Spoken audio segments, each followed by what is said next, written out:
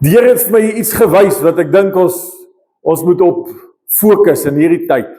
En die Here het vir my gesê spesifiek, so van laasweek af, hier van donderdag af, het hierdie ding vir my so begin oopgaan, dat die Here gesê het, ek wil my mense opbou.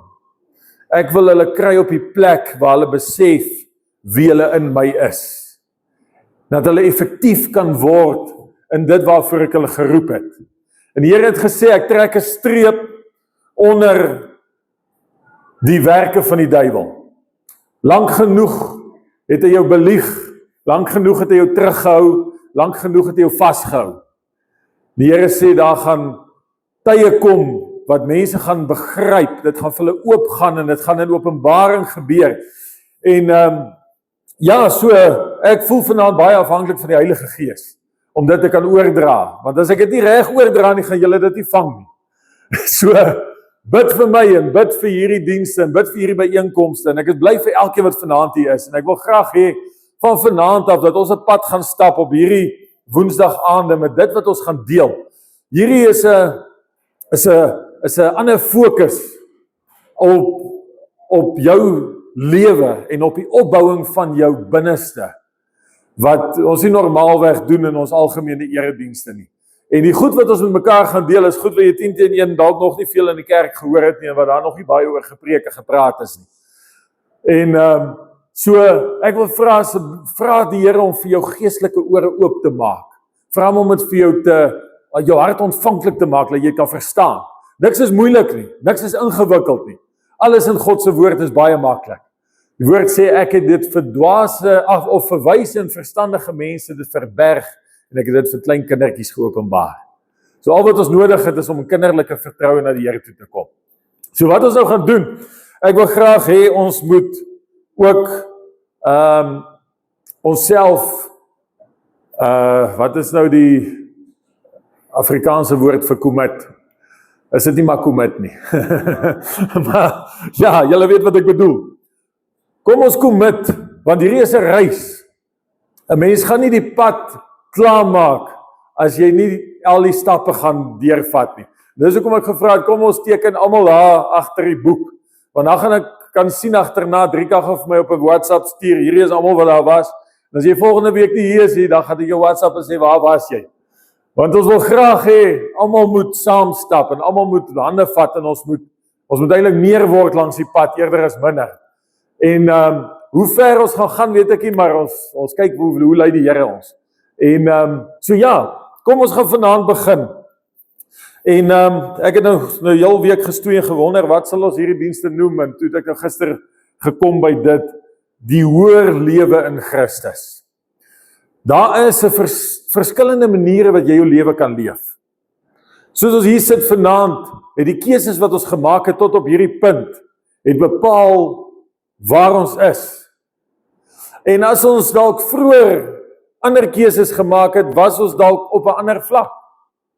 Beter af of slegter af, maak nie saak nie. Maar die feit van die saak is dat daar's 'n lewe wat deur die Bybel vir ons aangebied word, wat nie die normale lewe is wat mense daar buite lewe nie. Die woord praat heeltyd daarvan van 'n ander tipe lewe, 'n beter lewe, 'n groter lewe, 'n heerliker lewe. Daar's so baie goed wat hy beskryf. En dis graag waar ons wil ingaan. Dis graag wat ons wil beleef in ons eie, waar ons ook al is. Wie besig is om te boer, of afgetree is, of wil aftree, of werk soek, of maak nie saak of watter area van jou lewe jou is nie. Daar is 'n hoër vlak van lewe as wat ons tans beleef. So mag die Here vir ons daarin lei. Ons teksvers vanaand, Romeine 12 vers 2. Ek wil graag 'n paar gedeeltes hier rondom werk, en so julle kan hom gerus oopmaak. Ek het eendag op die wal van 'n rivier gesit, dit is nou hierdie jaar 10 jaar terug, en daar's 'n klomp studente gewees, ons was op so 'n kamp gewees, en was besig om mense te doop in die rivier, en dit was eintlik 'n wonderlike geleentheid gewees. En daar's 'n klomp groot godsmanne wat sit hier op die wal, en soos wat hierdie studente uitkom uit die water uit, gee elkeen 'n woord vir 'n student, en ek was nou een van die studente wat daar bygewoon het, so ek het eintlik nou nie daar sê gehad nie. Maar daar word 'n ouetjie gedoop, en hy kom uit die Vaalrivier uit, En toe hy opkom uit die water uit, gewoonlik as hulle opkom, dan is daar een van hierdie groot manne wat hier sit, wat dadelik 'n woord het. En toe daai ouetjie opkom uit die water uit, toe sê die Heilige Gees so in my hart, Romeine 12 vers 2. En ek slaat so koue sweet uit, ek nog nee, wat ek gaan nie my mond hier oopmaak nie, dit is mos nie my kamp hier nie, ek is maar net hier 'n gas eintlik ook. En in 'n geval, in die volgende, toe sit al daai klomp groot manne hier, niemand het 'n versie nie, niemand het 'n skrif, niemand het niks, en die ouetjie staan maar daar, papnat en wonder, het die Here niks vir hom nie. En ek voel weer, die Heilige Gees sê hierdie skrif, en ek weet eers wat mooi staan daar nie, en ek vat my Bybel aan, ek lees, en ek dog, joh, gaat ek nou hierdie stap van geloof vat, en ek, volgende oomblik toe sê ek, hoorie, as daar niemand anders is, dis wat Here op my hart lê, Romeine 12 vers 2, kyk wat sê hy, word nie aan hierdie wêreld gelykvormig nie, maar word verander, deur die vernuwing van julle gemoed, sodat julle kan beproef wat die goeie en welgevallige en volmaakte wil van God is. Nou hierdie skrif is so groot, ons gaan nie vanaand by alles uitkom wat hy beteken nie, maar die eerste ding wat hy daar sê is, word nie aan hierdie wêreld gelykvormig nie. So daar's 'n vormingsproses. Ek weet nie of julle weet nie, maar die skool het jou gevorm, jou ouers het jou gevorm, jou bure het jou gevorm, jou ouer kan die straat wat jou kwaad maak is deel van jou vorm wat jy ingeneem het in die lewe. En ons word gevorm deur alles wat ons deurgaan in hierdie lewe. En dan sê die woord van die Here, ons moet pas op, want die wêreld wil jou en my verander. Die wêreld wil ons maak wie hy ons wil hê. Hy vorm ons. En ons moet pas op dat ons nie vorm volgens die vorm wat hy wil hê nie. Ons moet pas op dat ons nie toelaat dat die dinge wat ons in die koerante lees, die berigte wat ons lees, die sosiale media, die maniere van die mense in Vredefort, laat dit nie ons deel word nie. Daar's een riglyn wat ons moet vorm, en dis hierdie woord. En dit wat ons nou gaan begin deel in hierdie volgende paar woensdae is om terug te kom, om ons te laat vorm na dit wat ons moet wees. Want ek sê vir jy sal so bly wees, as jy daai vorm in jouself ontdek. As jy uitvind, wie is ek eintlik? Wie het God my eintlik gemaak? Hy sê, word nie verander gelykvormig nie, maar word verander. Hierdie woord verander in die Grieks is metamorfo, so met 'n lang o. En dis waarvan ons woord metamorfose vandaan kry. Metamorfose beteken om heeltemal getransformeer te word. Hierdie verander, as party vrouens ander make-up aansit, dan hulle verander. Maar dis nie metamorfose nie. Metamorfose is wanneer hy wurm homself toespin binne in hy paapie en hy kom uit en hy's 'n vlinder. Dis 'n totale verandering van wese. En die woord sê, dis wat ek wil hê wat moet gebeur met julle. Dat jy totaal getransformeer wees. En hoe gaan jy dit regkry? Deur die vernuwing van julle gemoed. Die woord sê, dis die proses. Jou gemoed moet vernuwe word. En die oomblik wat jou gemoed vernuwe is, gaan jy 'n transformasie beleef. Nou baie Christene vandag sit in die kerk en hulle is lank jare op pad op die Christenskap en hulle het op 'n dag op hulle hart vir die Here gegee, maar sy lewe lyk maar nog half dieselfde. Ek weet nie of baie van julle dit dalk ook beleef nie. Sê ek het op 'n stadium my hart van lewe vir die Here gegee, maar dit voel vir my of daar nie 'n geweldige verandering was nie. Daar was nie 'n wurm wat 'n skoenlapper geword het nie. Ek het die Here aangeneem, ek het 'n pad begin stap en maar die vrese wat ek gehad het voor ek die Here geken het en die vrese wat ek nou het is nog dieselfde. Die paaie wat ek geloop het is maar redelik dieselfde. Die dinge wat ek voel in my binneste. Baie mense het depressie gehad en toe word hy 'n Christen en nou is hy 'n Christelike depressieleier. En so dis die tipe goeders waarmee ons te doen het, terwyl die woord sê metamorfo, word verander, word heeltemal getransformeer deur die vernuwing van julle gemoed. So die vernuwing van julle gemoed is graag dit wat ek vanaand wil hê ons moet gou ondersoek. Hy sê, wanneer dit gebeur het, sal ons kan beproef wat die goeie wil van God is, wat die welgevallige wil van God is, en wat die volmaakte wil van God is. Nou daar's 3 vlakke van die wil van God. Die wil van God is dat niemand moet verlore gaan nie. So die dag wat ek gered word, is ek klaar in die goeie wil van God. As ek 'n goeie lewe lei, en ek is gehoorsaam aan die Heilige Gees, en ek doen wat die woord sê, en ek kom kerk toe en lees my Bybel, dan is ek in die welgevallige wil van God. Hy sien met welgeval op my neer, ek is sy kind, ek probeer te lewe wat hom behaag, en daar's dinge wat ek doen, en dinge wat ek nie doen nie, sodat ek in die welgevallige wil van God is. En dan is daar 'n derde vlak, dis die volmaakte wil van God. En ek dink daar's min mense wat by dit uitkom. Daar's min Christene wat by dit uitkom. Hy's 'n Christen, maar hy's nie by die perfekte, volmaakte plan van God nie. En die woord sê, wanneer jou gemoed vernuwe word, gaan jy die volmaakte kan sien. Dan gaan jy sien waar kom jy uit. Wat 'n mens dink, bepaal jou hele lewe. Wat hierbo aangaan, bepaal alles daar buite. Wat jy redeneer in jou hart, bepaal watter besluite jy gaan neem as geleenthede by jou verbykom. Die woord sê vir ons in Spreuke 23 vers 7, want soos hy in sy siel bereken, so is hy. Die Engelse vertaling sê dit mooi, as a man thinketh in his heart, so is he. So 'n mens, God kan jou 'n dokter of 'n veearts of 'n prokureur of iets gemaak het, maar ek glo dit nie. Ek glo, ek is nie in staat daartoe nie. En ek bereik dit nooit nie, want as a man thinketh in his heart, so is he. Ek glo, ek kan nie meer as dit bereik nie. Ek glo, ek is nie in staat nie. Ek is maar net wie ek is. En my omstandighede hou my vas. So, wat 'n mens dink, is so belangrik. En dis hoekom die woord sê, wat is jou gemoed? Die vernuwing van jou gemoed. Jou gemoed is jou binnekant. Dit wat hier aangaan, dit wat ek dink, dit wat ek myself oortuig, wat my lewe besig is.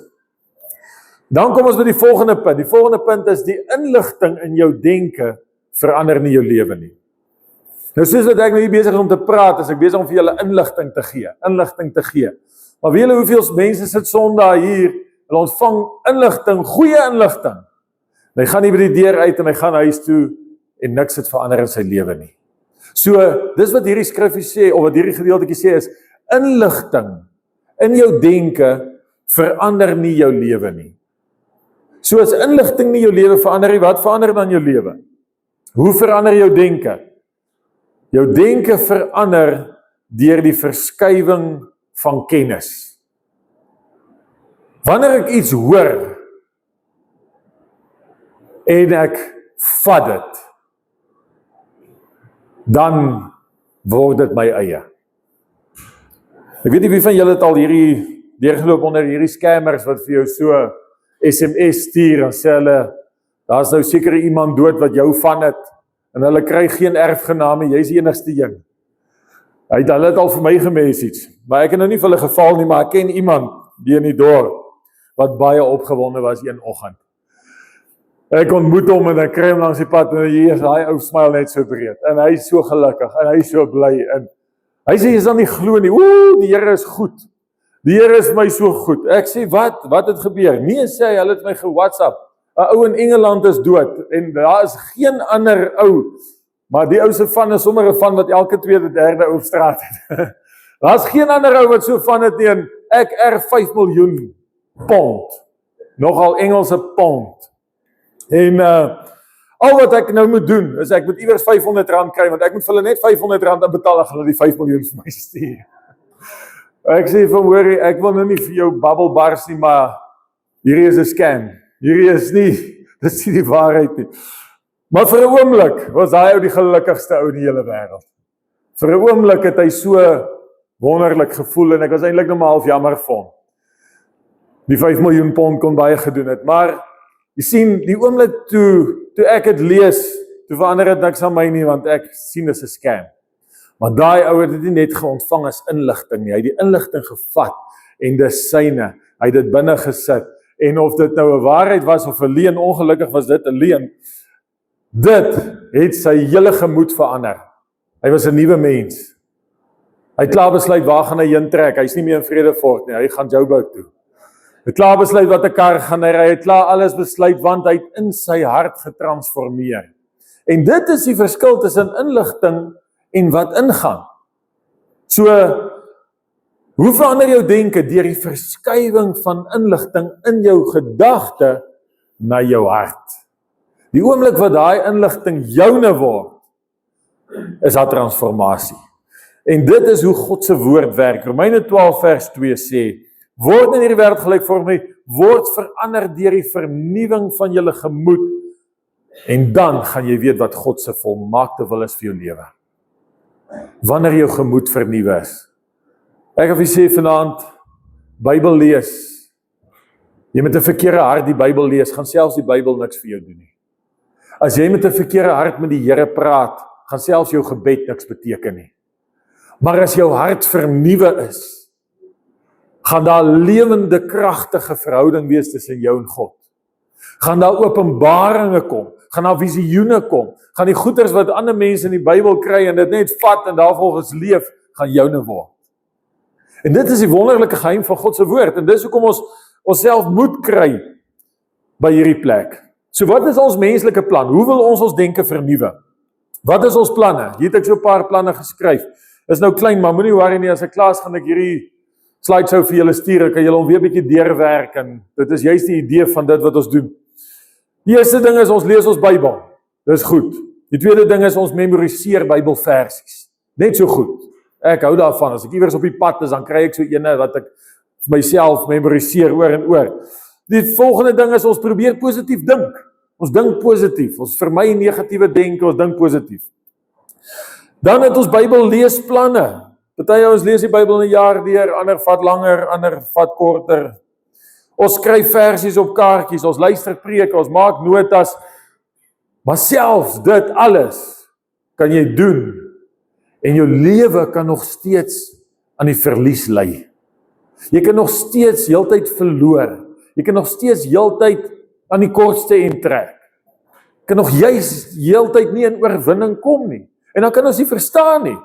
Want ek ken dan 'n hele hoofstuk uit Jesaja uit. En ek ken dan die laaste versie van Openbaring. En ek weet al die wonderlike goed wat God kan doen. Maar hoekom word dit nie myne nie? Dis hoekom dit so belangrik is dat ons nou moet luister. So, informasie moet verander na transformasie. Ek kan al die wonderlike inligting in daai Bybel lees. Maar as dit nie transformasie in my lewe bring nie, dan bereik dit nie die doel nie. God se woord is juis daar om ons te transformeer. En dis die uitdaging. Die krag van die woord is beskikbaar. Die verskil lê by my of my skakelaar gaan aanwees. Ons kan ons kan in hierdie kerk se bedrading kan ons 220 volt koppel. Ons kan hier 380 volt koppel, ons kan hier 1000 volt koppel, maar as daar nie 'n skakelaar is wat dit laat vloei nie, maak dit nie saak wat die potensiaal is nie. En dit word nie myne nie. So kom ons gaan kyk hoe werk dit. Die eerste ding is die ingang in jou hart. Daar moet 'n ingang wees in jou hart. En hierdie ingang skep net ek en jy. God kan dit nie maak gebeur nie. Toe God ons gemaak het in die tuin van Eden, toe het hy gesê, ek maak hierdie mens met 'n vrye wil. Hy het die mag om keuses uit te oefen. Nou die skepping het nie daai mag nie. Die skepping is onderworpe aan die Here.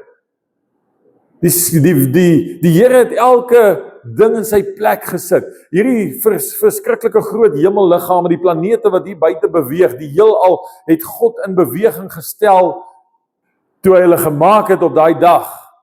En van daai dag af bly hulle in momentum soos wat hy hulle beveel het om te wees.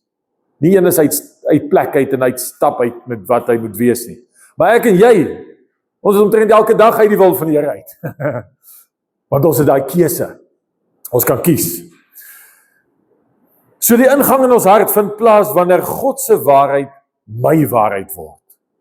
Jy sien, ek kan hier in hierdie woord lees en ek kan die wonderlikste belofte lees daar.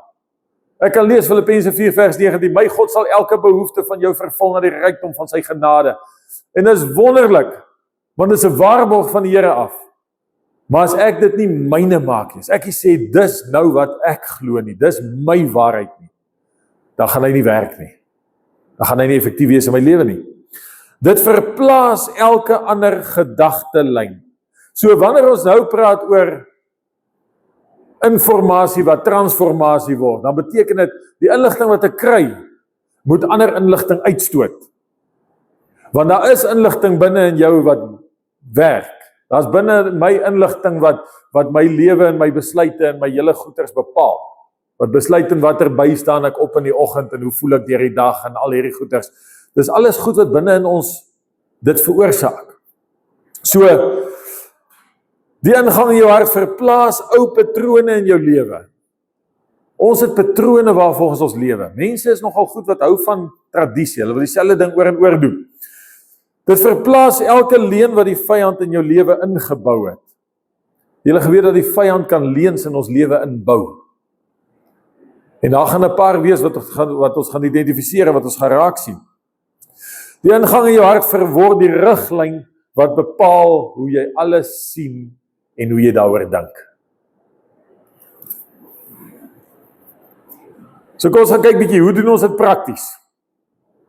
Die eerste ding is Romeine 10 vers 17. Die woord sê daar, die geloof is dus uit die gehoor en die gehoor is deur die woord van God. So die eerste ding wat moet gebeur is, ek moet hoor. Dit wat ek nie hoor nie, kan nie my lewe transformeer nie. So eerstens moet ek hoor. As ek die woord van God hoor, kom daar geloof in my hart. Wanneer ek dit meng met geloof. As jy gaan lees in Hebreërs 4, as jy sien, daar moet 'n mengsel plaasvind van geloof en gehoor. Toe Israel in die woestyn, toe God met hulle gespreek het en gesê, gaan neem die land in, ek is met julle, toe het hulle gehoor, maar hulle het dit nie met geloof gemeng nie. Hulle het dit gelos. So, die eerste ding is, ons moet dit spreek, ons moet dit hoor, ons moet dit bedink, ek moet myself plaas binne in dit. Julle geweet dat hierdie woord is lewend en kragtig. Hierdie woord, die dag toe God dit geskryf het, toe Moses dit neergepen het dit vir Israel betekenis gehad daar. En toe Jesus dit aanhaal in die Nuwe Testament 2000 jaar terug, toe dit net soveel betekenis vir die mense daar in daai dag, as wat dit voor duisende jare voor dit gehad het. As ek dit lees vandag, het dit weer vir my net soveel betekenis as wat dit gehad het vir Jesus en vir Moses duisende jare terug. Dis wat dit beteken wanneer die woord lewend is. En dis waar God ons uitnooi om dit toe te pas vir onsself. Om dit vir onsself te vat. Kyk wat sê Psalm 1. Sê geseënd is die man wat nie wandel in die raad van die goddelose, nie staan op die weg van die sondaars, nie sit in die kring van die spotters nie. Dan kom ons by vers 2. Maar sy behaas in die wet van die Here en hy oordink sy wet dag en nag. Oordink. Wat beteken oordink? Dink ons aan iets net omdat dit interessant is om aan te dink? Maar dis nie die rede hoekom hy sê ons moet oordink nie. Hierdie oordink het juist met die doel om, ek bring myself in dit in. Ek sit myself in hierdie woord. Dit wat ek hier lees, maak ek myself op van toepassing. Ek plaas myself in die teks. Ons gaan nou sien hoe om dit presies prakties te doen. So oordink beteken om jou gedagtes te vul. Ek weet nie wie van julle weet wat beteken mediteer nie. Die Engelse vertaling sê meditate upon these things. Maar mediteer, die oosterse mediteer, meditasie is eintlik 'n ding wat 'n kind van die Here nooit moet doen nie. Meditasie leer jou dat jy moet doodstil raak en jy moet jou gedagtes leeg maak van alles. En wanneer jou gedagtes leeg is van alles, dan bereik jy een of ander iets. Maar wat God se meditasie is dat ek maak nie my gedagtes leeg nie, ek maak my gedagtes vol. Ek maak my gedagtes vol met die woord. Ek oordink dit. Ek bedink dit. En die Here sê, dit sal die sukses wees van jou hele lewe.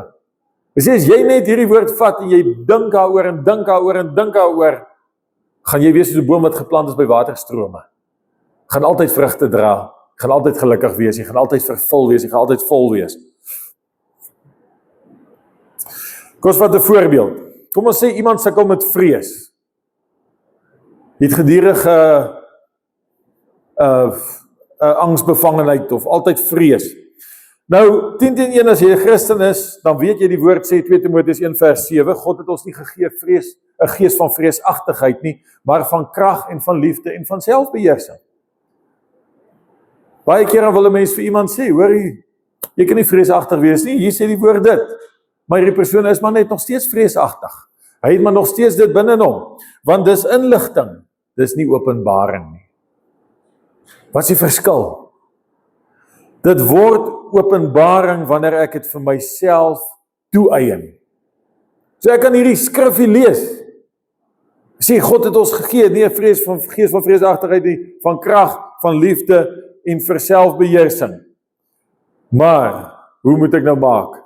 Nou moet ek dit my eie begin maak. Nou moet ek sê dit is die waarheid. En dis die waarheid in my lewe. So nou vat ek daai versie en ek maak hom op toepassing van myself. Ek sê, God het my nie 'n gees van vreesagtigheid gegee nie. Want as ek daar lees, julle kan enigiemand wees. Maar wanneer ek sê, God het my nie 'n gees van vreesagtigheid gegee nie, maar ek het krag, ek het liefde, ek het selfbeheersing, dan maak ek hom myne. En dan is dit nie genoeg nie.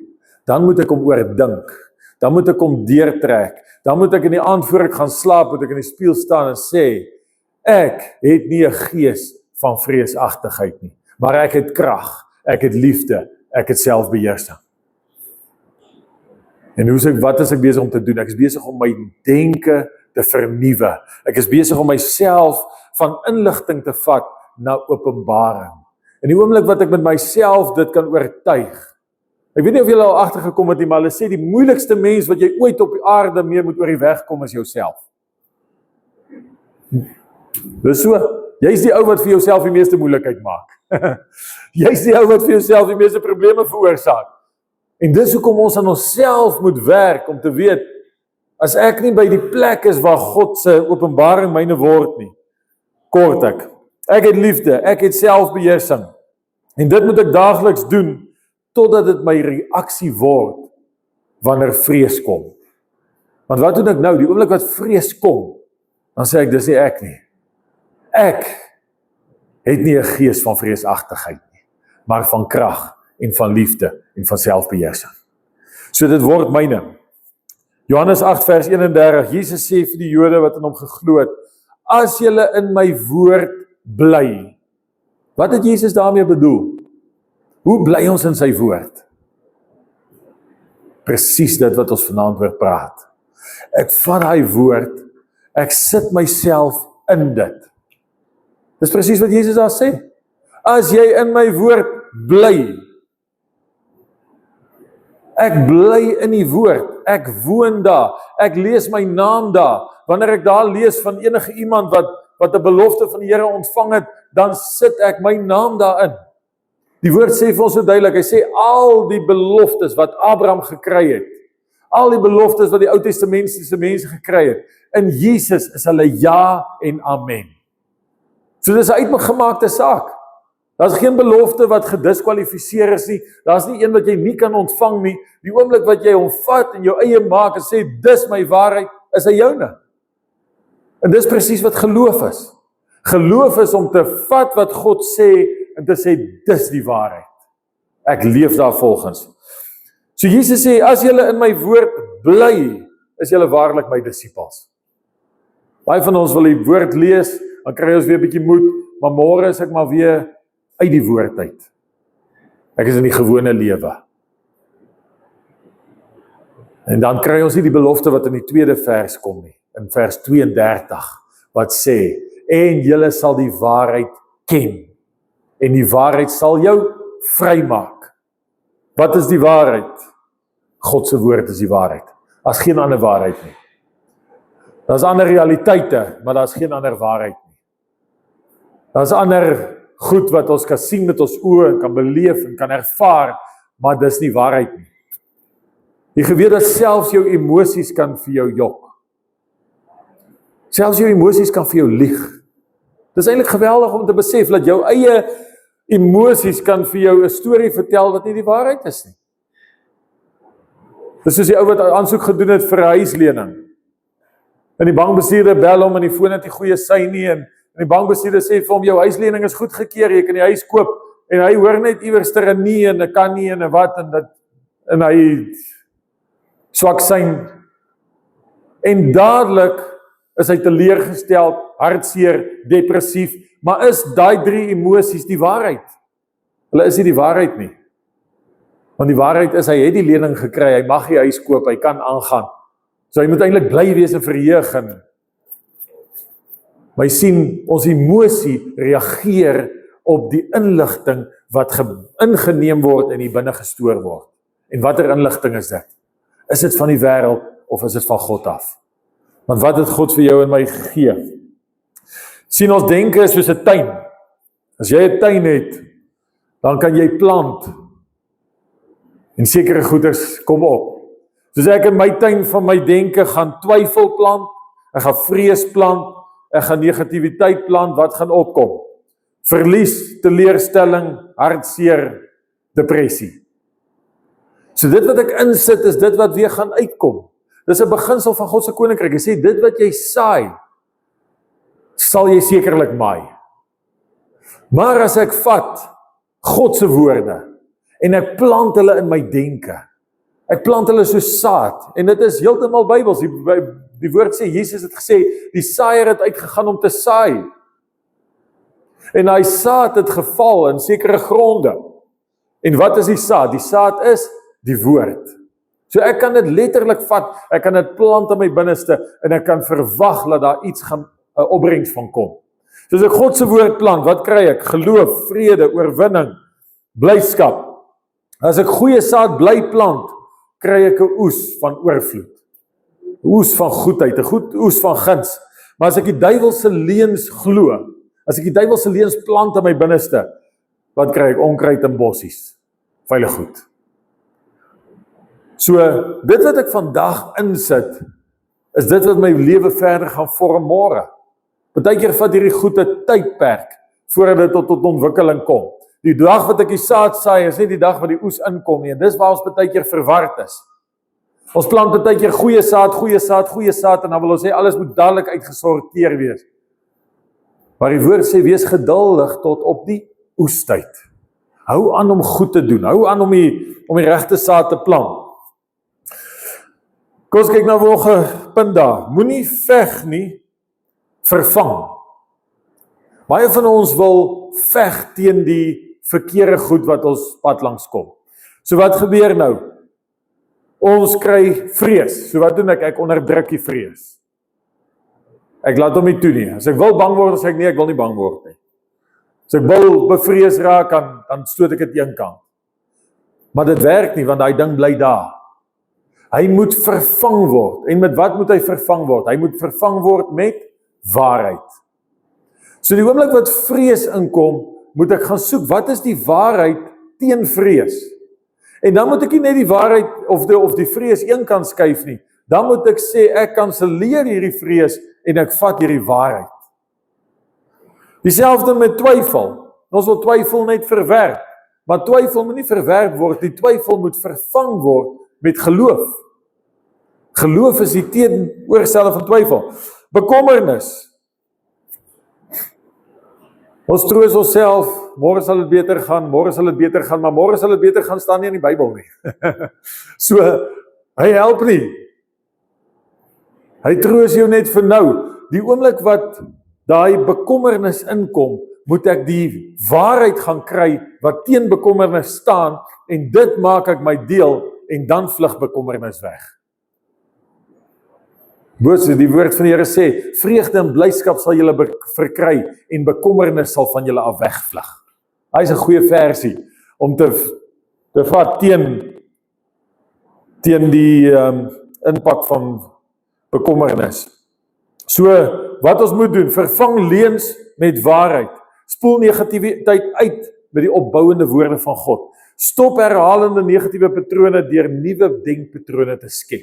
Ek weet nie wie van julle dit beleef dit nie, maar 'n mens se gedagtes het partykeer so 'n pad wat hy loop. En hy trap partykeer in jou brein 'n voetpad oop, wat hy kies om altyd daai weg te vat. Hulle sê 'n mens se brein binne is daar, die gedagtes wat daar vorm lyk soos boompies met takke. En wanneer daar gedagtes is wat jy gereeld dink, dan word dit die maklike pad van die gedagtes wat deur jou hart gaan. So die oomblik wat daar 'n impuls in my brein inkom of in my gedagtes inkom, dan is hy gewoond om die pad te vat van, sê maar iemand wat gewoonlik bevrees is.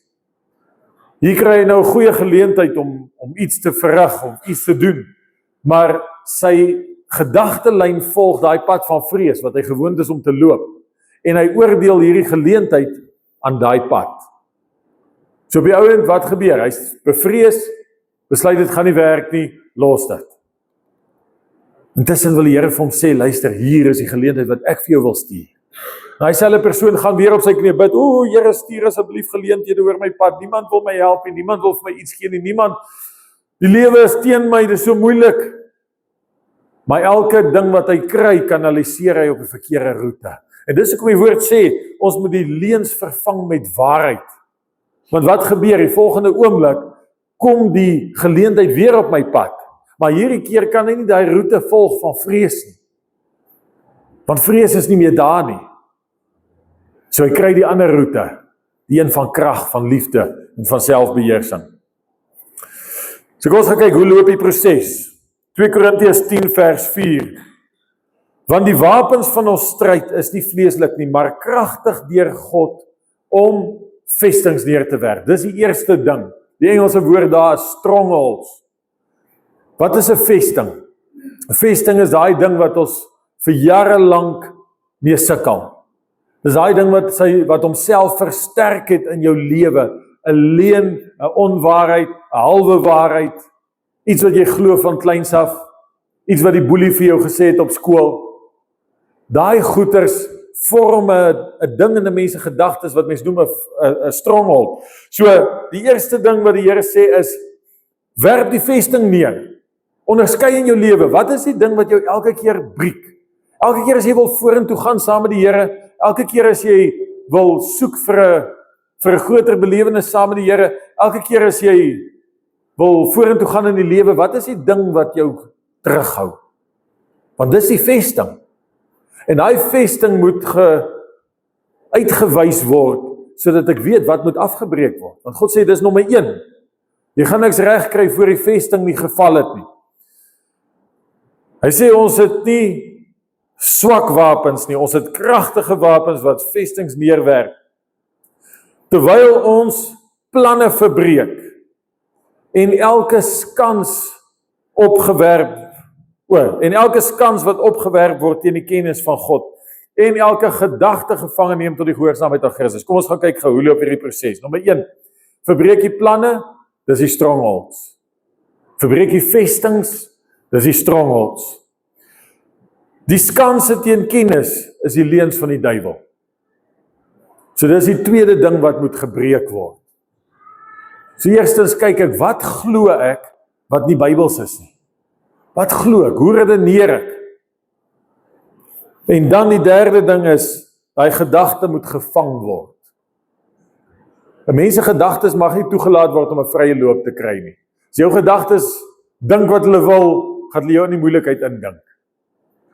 Ons is veronderstel om ons gedagtes te vang, en te sê, ek laat hom nie toe om te dink wat hy wil nie. Die oomblik wat my gedagte begin in die negatiewe rigting gaan, die oomblik wat hy begin dink aan ondergang, aan moeilikheid, aan wat ook al, dan moet ek hom gevange neem.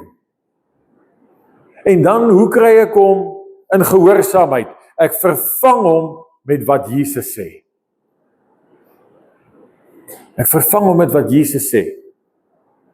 Party mense vat iets kleins en dit word 'n berg in hulle lewens.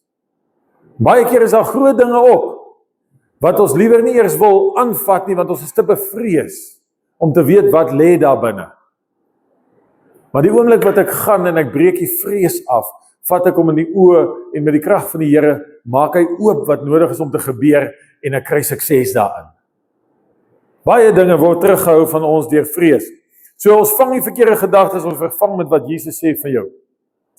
So as ek veroordeel voel, kom ons sê ek voel skuldig, ek is heeltyd sukkel met 'n skuldige gewete, wat doen ek? Ek verklaar Romeine 8 vers 1. Daar's dan nou geen veroordeling vir die wat in Christus Jesus is nie. Ek spreek het tee met God se woord. As ek onwaardig voel, baie mense sukkel, voel onwaardig, voel klein teen ander mense, voel arm, voel minderwaardig. Wat sê 2 Korintiërs 5 vers 21? Hy het hom wat geen sonde geken het nie, sonde vir ons gemaak, sodat ons kan word die geregtigheid van God in hom. Jy's die geregtigheid van God. Jy's duur gekoop deur sy kosbare bloed. Jy's kosbaar, jy's by sy, hy het jou by die naam geroep, jy's syne. Dis die dinge wat ons moet versterk in ons gewete. Kom ons vat 'n bietjie 'n praktiese voorbeeld. Kom ons sê as iemand wat bietjie gewig wil verloor. Weet nie of daar iemand is hier wat so geval het nie. Jy wil gewig verloor, maar nou gaan staan jy voor die spieël. En terwyl jy so staan en al jou poses doen, dan sê jy, okay, nee, ek is vet. Ek sal nooit verander nie, ek kan dit nie maak nie, ek het geen selfbeheersing nie. Dit is baie keer hoe ons na onsself kyk. Dit is onmoontlik. So wat doen ek nou? Daar's 'n stronghold gevorm oor baie jare, hy het jou gekoppel aan jou identiteit. Dit is wat die duiwel wil doen, hy wil jou 'n tag gee. Jy is die vet mens. Jy is die een wat dom is, want jy was nie te slim in die klas nie. Jy is die een wat misluk het. Jy is die een wat sy besigheid bankrot geraak het. Hierdie is labels wat die duiwel aan jou hak en wat nie die waarheid is nie. Dit kan dalk die realiteit wees van jou verlede, maar die Bybel gee ons duidelik opdrag. Jesus sê, niemand wat sy hand aan die ploeg slaan en agtertoe kyk is my waardig nie. Want God is nie 'n God wat agtertoe kyk, jy gee nie om oor wat jy gister gedoen het nie. Inteendeel, kan jy nog onthou wat jy gister gedoen het, maar God sê, ek vat jou ongeregtighede en ek werp dit na die diepstes van die see, so ver as die oostes van die weste, verwyder ek dit van jou. So deur God se oë kan hy nie sien hoe jy enigstens nie 'n sukses kan wees nie. Hoe jy nie kan vorentoe gaan nie, hoe jy nie kan opgaan in die lewe nie. So wat doen die ou wat dink hy's vet en hy kan nêrens heen gaan nie? Ek verklaar 1 Korintiërs 6 vers 19. My liggaam is 'n tempel van die Heilige Gees. 1 Korintiërs 6 vers 19. Ek kan alles doen deur Christus wat my die krag gee. Filippense 4 vers 13. Ek is gedissiplineerd. Ek is besig om te verander. Ek word die persoon wat God my geskaap het om te wees. En dit verklaar ek elke dag in my lewe. En dis nie so maklik nie, want onthou jy met jouself in die spieël gaan face elke dag. En dis die belangrike ding van dit wat ons vanaand leer, is om te weet, hierdie goed moet prakties gedoen word. As jy vanaand hier uitstap en jy gaan doen nie wat ons vanaand oor gesels het nie, kon jy net sowel vanaand by die huis gebly het. Want hierdie is die werklikheid wat God vir ons in sy woord gee, hoe ons dit gaan verander, hoe ons gaan kom op die plek waar ons graag wil hê. So wat doen ons? Jy ontken nie die realiteit nie, jy vervang die realiteit met waarheid. Hierdie is 'n baie belangrike ding om te snap. Baie mense sê, man, mens moet realisties wees. Het julle geweet dat in Hebreëus bestaan daar nie 'n woord soos realisties nie? Daar is nie. Daar is in die Bybel nie so 'n woord nie, want daar is nie so 'n woord in daai taal nie. So hulle kon nooit realisties vertaal nie, want hy is nie daar nie. So as jy vir 'n Jood sê, hy moet realisties wees, gaan nie weet waarvan jy praat nie. Dis iets wat God nie in sy woordeskat het nie, en tog wil ons dit heeldag vir mekaar gooi. Ja, maar as ons realisties is, dan weet ons maar dit of dat. Ons kan nooit realisties wees, die broer en suster, dan gaan ons altyd verloor. Dan gaan ons altyd aan die agterspeen suig. Die duiwel het in sy woordeskat realisties. Daar is 'n realiteit, en dit is waar ons nou is, maar jou realiteit en jou waarheid is twee verskillende goed. En die oomblik wat ek dit vir myself sê, dan kan ek vir myself geruststel sê, man, vandag was dalk nie so 'n suksesvolle dag nie. Vandag het ek dalk nie gesien wat God doen in my lewe nie, maar ek weet wat is die waarheid. En ek spreek die waarheid, want môre kom en oormôre kom en die volgende dag kom en die waarheid wat ek spreek is die waarheid wat sal word in my lewe. Baie belangrik, Filippense 4 vers 8, kyk wat sê Paulus. Broeders, alles wat waar is, alles wat eerbaar is, alles wat regverdig is, alles wat rein is, alles wat lieflik is, alles wat loflik is, watter deeg en watter lof daar ook mag wees, bedink dit. Ons mag niks anders bedink nie.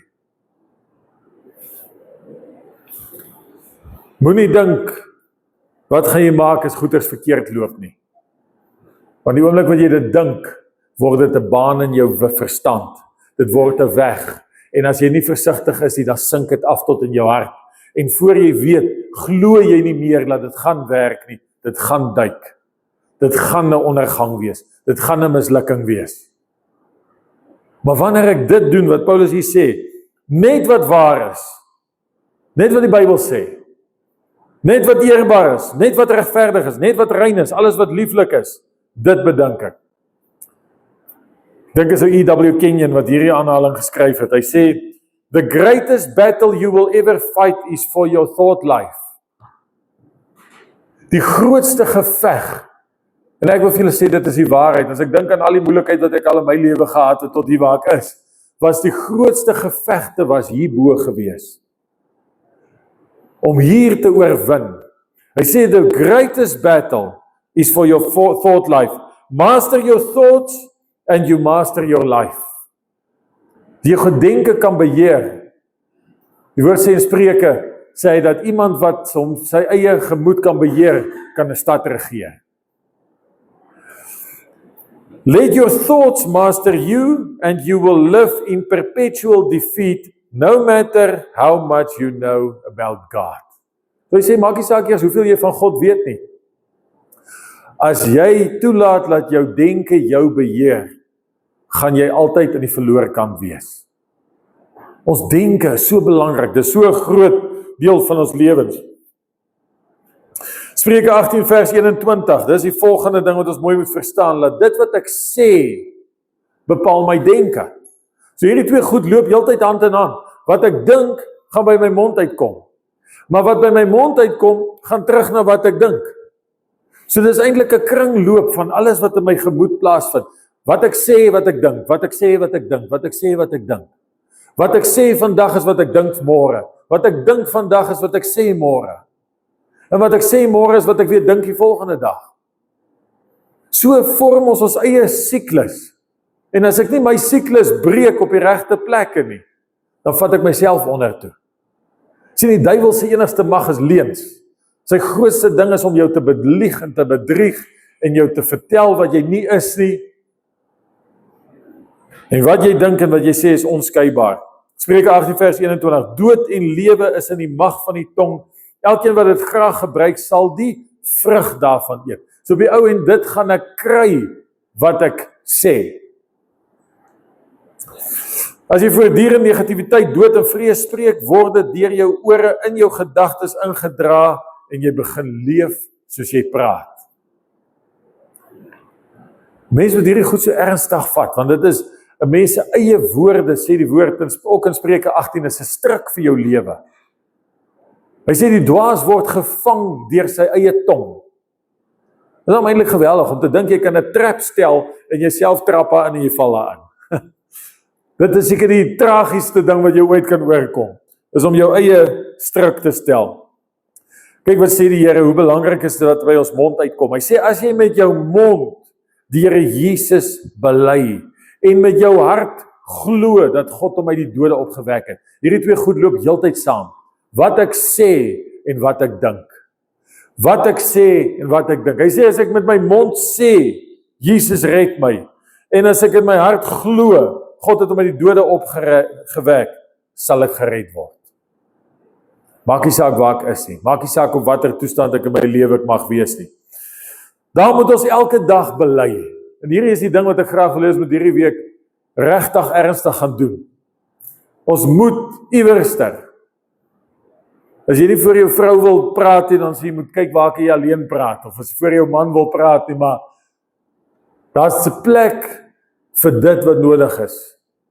Ek dink aan Marius daar by die mannekamp wat vir ons gesê het, hy daai 5 goed wat hy elke dag vir homself sê. En hy moes daai 5 goed vir homself sê, ek is kosbaar, ek is duur gekoop, ek is gesog, ek kan nou nie onthou wat is hulle almal nie. om hom los te maak van sy ou lewe, om hom uit te kry uit die plek van verlorenheid, na die plek waar hy staan in geregtigheid, na die plek wat hy glo wie hy is, en kan optree in wie hy is. So wat moet ek vir myself sê elke dag? Hier so 5 goeders. Ek is die geregtigheid van God. 2 Korintiërs 5 vers 21. Ek is die geregtigheid van God. Sondag se boodskap wat ons oor gepraat het. Ek is 'n nuwe skepping. En jy voel dalk vandag jy meer pyn en meer ematiek as gister. Ek is 'n nuwe skepping. Ek verklaar dit, ek sê dit. Ek is meer as 'n oorwinnaar. Hier het ons so nodig om mekaar te sê, want ek voel nie elke dag soos 'n oorwinnaar nie. Maar my gevoel is 'n leuen. Want God sê dan ek is 'n oorwinnaar. So my gevoel mag nie my gemoed oorheers nie. My gevoel kan nie sê wie is ek nie. God se woord sê wie is ek. Ek sit in hemelse plekke. Ons gaan nog eers Woensdag net hieroor praat. Hierdie is 'n groot ene. Ek sit in hemelse plekke. En dan, ek is geseën met alle geestelike seëninge. Ons is klaar geseën. Baie van ons bid, Here seën my, Here seën my, Here seën my. Efesiërs 1 vers 7 sê, 1 vers 3 sê, ons is geseën met alle geestelike seëninge in die hemel in Christus Jesus. Maar omdat ek nie glo nie, omdat ek glo God moet my nog seën, voel ek is nie geseën nie, so ek lewe soos 'n ongeseënde arme ek. Sien julle hierdie belangrikheid van om ons gemoed te vernuwe? Kritiek belangrik. Jy kan al hierdie dinge elke dag spreek oor jouself, maar as jy nie glo dis wie jy is nie, gaan niks verander nie. Jy moet dit inneem, jouself daarin sien, dit 'n werklikheid maak vir jouself, en die Heilige Gees vra om dit vir jou oop te breek, en dan vind die skuif in jou binneste plaas. So wat doen ek? Ek praat dit, ek dink dit, ek bely dit, ek oordink dit, ek verklaar dit, ek glo dit, en uiteindelik word ek dit. As 'n mens lank genoeg vir jouself oortuig, gaan jy dit word. Jy gaan nie meer omgee wat ander mense dink, en wie almal sê nie. So kom ons gaan kyk bietjie prakties, waar begin ons? Eerste punt, identifiseer die area waar jou denke die verste verwyder is van die woord. Elkeen van ons is op 'n ander plek. Party mense sukkel met hulle eie identiteit. Hulle sukkel daar's te veel goed in sy lewe wat sy identiteit aftakel. Wat vir hom heeltyd sê, hy's 'n niks werd, hy gaan dit nie reg kry nie, hy kan nie, hy's nie in staat nie. So, jou identiteit, as dit jou probleem is, dan moet jy sê, dis my vesting nommer 1. Die volgende, dalk is dit gesondheid, dalk is dit finansies, dalk is dit verhoudings. Wat ook al jou grootste struikelblok is, kry hom, want as jy die stronghold geïdentifiseer het, weet jy wat om volgende te doen. Dan gaan ons na punt 2 toe. So die tweede punt is, kry 5 tot 10 Bybelverse wat handel oor hierdie probleem en wat God se waarheid verklaar. Moenie net een kry nie.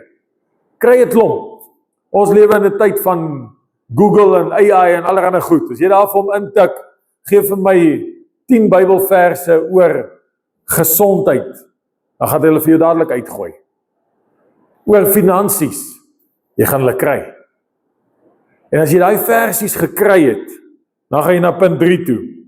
Maak hierdie versies joune, deur jou naam daarin te sit, en dit oor te skryf in die eerste persoon. Dit wat ons nou gedoen het. God het my nie 'n gees van vreesagtigheid gegee nie, maar van krag en liefde en selfbeheersing. Dan vat ek daai versie en sê, God het my nie 'n gees van vreesagtigheid gegee nie, maar ek het krag, ek het liefde, ek het selfbeheersing. Filippense 4 vers 19. My God sal elke behoefte van my voorsien na die rykdom van sy genade. Man, as jy dit gesê het, gaan jy voel hoe val die las van jou rug af. As jy klaar, halfpad daar.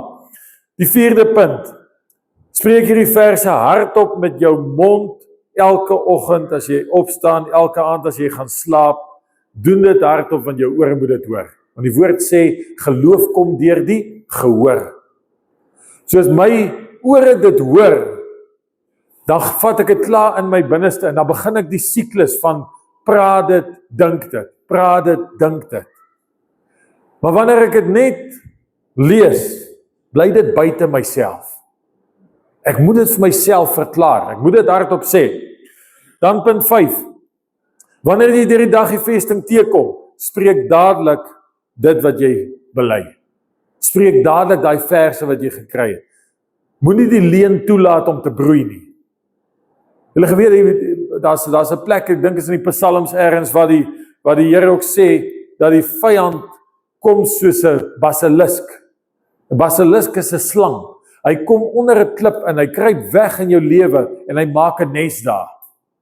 So die oomblik wat hy inkom, die oomblik wat hierdie afbreeking kom en hierdie leuns en hierdie goed wat my te neerdruk, die oomblik wat hy kom, moet ek hom onmiddellik vervang met waarheid. Ek moet hom nie toelaat om daar te bly nie. Ek moet hom nie toelaat om te broei nie. Die 6de punt, maak tyd om daaroor te dink, sien jouself daarin. Nou hier is 'n belangrike ding. As jou probleem gesondheid is, dan moet jy jouself sien as iemand wat perfek gesond is. As jy, soos dan die ander in 'n rolstoel sit, sien jouself waar jy loop. Sien jouself waar jy hardloop. Imagine dit. Mense gedagtes is kragtig in die Here. Hy sê ons diepste gedagtes is die lamp van die Here. Die Here ondersoek die dieptes van ons wese met ons gedagtes. So ons moet onsself ondersoek dan. As jou probleem finansies is, sien jouself in 'n Rolls Royce. Sien jouself in 'n posisie waar jy in rykdom is, in oorvloed is, meer as genoeg is. Sien jouself daar. Vat tyd om jouself te dink in daai posisie in. As jy graag wil iets bereik of iets wil bou of iewers wil kom in die lewe, sien jouself in daai plek. Ek het al geluister van mense wat groot besighede begin het. Hulle sê voordat hulle die eerste steen van daai geboue van hulle besigheid gelê het, het hulle al klaar op die boonste vloere rondgeloop van hulle besighede. Hulle het al klaar in al die uithoeke gewees in hulle gedagtes, voordat die eerste konkreet nog gegooi is en die fondasies gelê is. En dis wat dit beteken om visie te hê.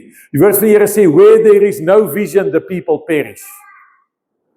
As daar nie visie in jou hart is, as jy nie jouself kan sien op 'n beter plek as wat jy nou is nie, gaan jy perish. Ons moet ons gemoed vernuwe. As jou probleem finansies is, sien jouself in rykdom en oorvloed. As jou probleem verslaandheid en moegheid is, sien jouself waar jy in oorwinning en blydskap is. En dan die laaste punt, 7. Wees standvastig. Hierdie is nie 'n eendag proses nie. Onthou, hierdie is iets wat gekweek word. Hierdie is iets wat groei. Hierdie is saad wat geplant word en ons wag vir 'n oes om op te kom. So, bly in die waarheid. Kies elke dag om die waarheid te glo. Dan sê Efesiërs, julle moet die vorige lewenswandel betref, die ou mens aflê met die begeerlikhede van die verleiding te gronde gaan. Ons moet die ou mens aflê. Wat beteken dit om hom af te lê? Ek dink nie meer soos hy nie, ek kies om soos 'n nuwe mens te dink. Mense wil altyd hê die Here moet jou gryp en jou nou verander, dan sê jy 'n nuwe mens. God doen dit deur 'n keuse. Deur die keuse om te dink soos 'n nuwe mens. Hy sê, word vernuwe in die gees van julle gemoed. Presies wat ons nou hiervan praat. Julle moet julle met die nuwe mens beklee, wat na God geskape is in ware geregtigheid en heiligheid. So wat doen ek? Ek gaan en ek trek die klere aan van die nuwe mens. Die ou wat voel hy's arm en useless. Hy gaan en hy trek die baadjie aan van 'n ryk man. En hy loop verder in die pad af asof hy 'n ryk man is. Hy vat die kleed van oorwinning, hy vat die kleed van deurbraak, hy vat die kleed van dit wat hy wil wees nou, en hy maak dit sy eie. Dis wat dit beteken om vernuwe te word in jou gemoed. Ons is amper klaar. Die laaste struikelblok. Mense dink partykeer hulle omstandighede moet verander voordat hulle die woord glo. En dit werk nie so om nie. God sê, geloof wag nie vir bewyse nie, geloof veroorsaak bewyse. So jy gaan kyk wat Hebreërs 11 vers 1 sê. Hy sê geloof is 'n vaste vertroue, 'n bewys van die dinge wat ons nie sien nie. So ek moet glo, dan sal ek sien. So jou omstandighede kan al glad nie verander nie. Jy kan ook vanaand gaan slaap in dieselfde ou bed wat se springs uitkom, wat jy nou al 'n paar keer oor hartseer was. Maar, moenie jouself daar sien nie. Moenie jouself daar plaas nie. Onthou, jy sit in hemelse plekke saam met Christus Jesus. Die oomblik wat jy jouself daar indink, voor jy in die slaap raak, sien hoe slaap jy in die hemel. In jou tuiste, in die nuwe Jerusalem, daar waar God jou wil hê, daar waar, dis hoekom Paulus sê, bedink die dinge wat daar bo is. Hoe kan ek bedink die dinge wat daar bo is, as ek nie eers kan imagine hoe lyk dit in die hemel nie? Hy sê, moenie die dinge bedink wat op die aarde is nie. Plaas jouself in nuwe Jerusalem. Plaas jouself in die strate van goud. Plaas jouself buite die las van die lewe. En dis waar jy uiteindelik sal wees. Geloof is juis om te glo, jy is 'n ander mens, al voel jy nie so nie. Dis wat geloof is. Jou omstandighede is beter om te verander, al sien jy nog niks nie. Die hernieuwde denke is die hart wat dink soos wat God dink. Wat al sien soos wat God dit sien. En wanneer dit gebeur het, is jy onkeerbaar. Want jy leef nie meer volgens wat jy sien nie, jy leef volgens wat God sê, en wat God sê is finaal. Dis die lekker van God se woord. Niemand kan God verkeerd bewys nie. As God 'n ding gesê het, sal dit so wees. Die enigste ding is, ek moet sê dit wat God sê. Ek moet sien dit wat God sien. Ek moet leef. Weet julle hoe lyk alles uit die hemel uit? Daar's 'n liedjie wat ons op skool gesing het vroeë jare, From a Distance. The world looks blue and green. As jy die hemelruim uitkyk, lyk hierdie aarde so mooi. Jy sien nie die rowers in die strate, die boemelaars wat swaar kry, die vuil plekke wat so besoedel is en wat jou mense om al die verkeerde dinge doen nie. Jy sien die blou en die groen en die mooi. En dis die perspektief wat ons nodig het om God se perspektief te hê. Dis die nuwe hart, dis die nuwe denke. So ek wil vanaand vir jou sê, jy is nie wie die vyand sê jy is nie. Identifiseer die vyand se stem in jou lewe, want ek is seker hy praat met julle, want hy praat met my. Reinhard Bonke sê altyd, has the devil ever told you that you are a loser? Dan praat hy nou daar in Amerika. Dan sê die mense, ja, hy maak so. Dan sê hy, that means one thing. The devil in America is the same devil that's in Africa. So, ons het allemaal dieselfde duiwel. En hy wil vir elkeen van jou lieg, van ons wil hy lieg. Jy is nie wie jou verlede sê jy is nie. Ons moet vanaand 'n keuse maak en sê, ek vergeet my verlede. Ek sny my verlede af. Ek sit agter wat, ek was 'n stupid daai tyd.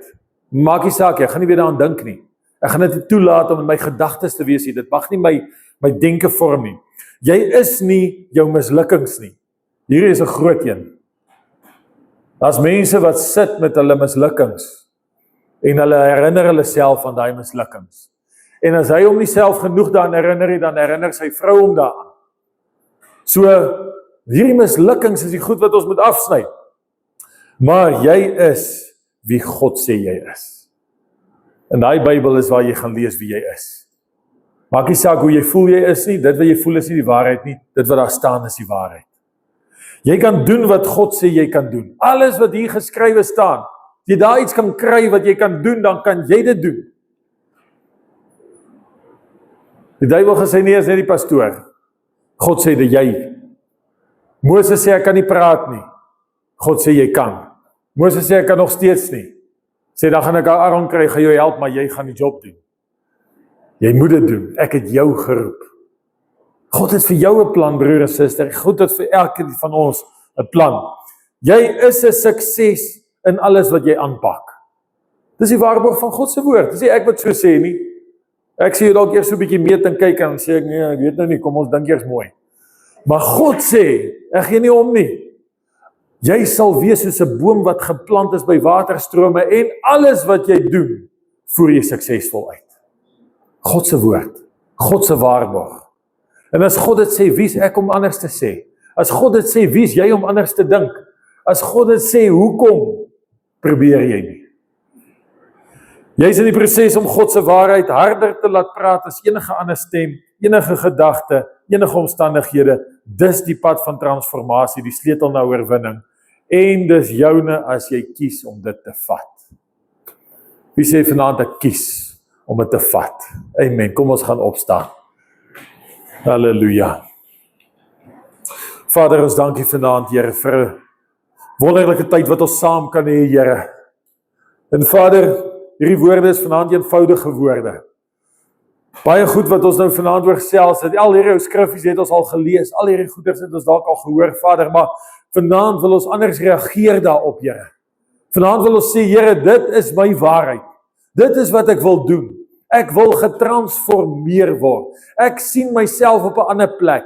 Ek sien myself in 'n beter posisie. Ek sien myself op 'n ander ideaal. En Here, ek plaas vanaand myself daar, Here. En Vader, ek wil bid vir elke van my broers en susters wat vanaand hier is, Here. Soos ons hier uitstap, mag ons vanaand in die spieël gaan kyk voor ons gaan slaap en mag ons ten minste iets oor onsself sê wat U sê. Mag ons ten minste ons ore iets laat hoor van die waarheid van God se woord. Mag ons môreoggend opstaan en nie maar net weer in ons skoene inklim en die dag begin nie, maar mag ons iewers gaan stil staan en besluit, dit is wie ek is. Dit is wie God my gemaak het. Ek begin hierdie dag op die regte voet, want ek het nuwe waarheid. Ek het nuwe openbaring. Hierdie is nie net inligting meer nie, hierdie is transformasie. Hierdie is nie net meer mooi skrifte nie, hierdie is my skrifte. Hierdie is nie net meer iets interessant wat ek in die Bybel raak lees nie, hierdie is God se openbaring in my lewe. En dankie Here dat U doen dit vir ons so groot. Heilige Gees, ons kom vertrou U toe met hierdie waarhede in ons lewens, Here. Leer ons om dit toe te pas, leer ons om dit in te neem, leer ons om dit uit te leef, en leer ons Here om te praat en te dink en te praat en te dink en te praat en te dink. In Jesus naam, amen.